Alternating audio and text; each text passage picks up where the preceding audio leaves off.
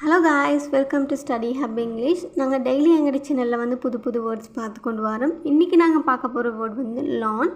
இதை வந்து நாங்கள் noun அல்லது பெயர் சொல் அப்படின்னு சொல்லுவோம். To an area of short grass, usually in a garden, yard or park that is regularly maintained and mowed.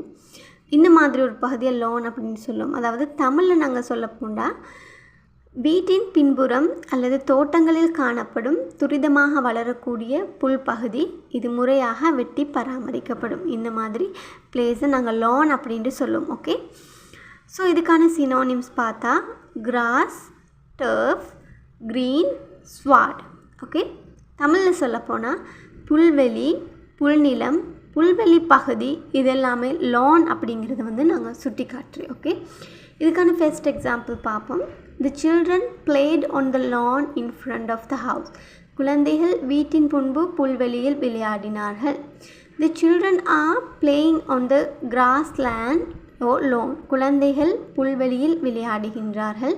இங்கே வந்து grassland or lawn அப்படிங்கிறது வந்து புல்வெளி அப்படிங்கிறத சுட்டி காட்டுது. Okay, third example. The dog runs freely on the grass field. நாய் புல்நிலத்தில் சுதந்திரமாக ஓடுகின்றது. இங்கே கிராஸ் ஃபீல்ட் அப்படிங்கிறது புல்நிலம் அப்படிங்கிறது சுட்டி காட்டுது. Okay, next example. We had a picnic in the lawn area.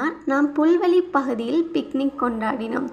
Lawn area அப்படிங்கிறது புல்வெளி பகுதி அப்படிங்கிறத சுட்டி காட்டுது. Okay, thank you guys, thank you for வாட்சிங். இந்த வீடியோ பிடிச்சிருந்தால் லைக் பண்ணுங்கள், மறக்காமல் எங்களோட சேனலை வந்து சப்ஸ்கிரைப் பண்ணுங்கள், ஸ்டடி ஹப் இங்கிலீஷ் சேனலை. அப்போ தான் நாங்கள் போகிற அப்டேட் உங்களை வந்து சேரும். Again thank you guys, bye bye.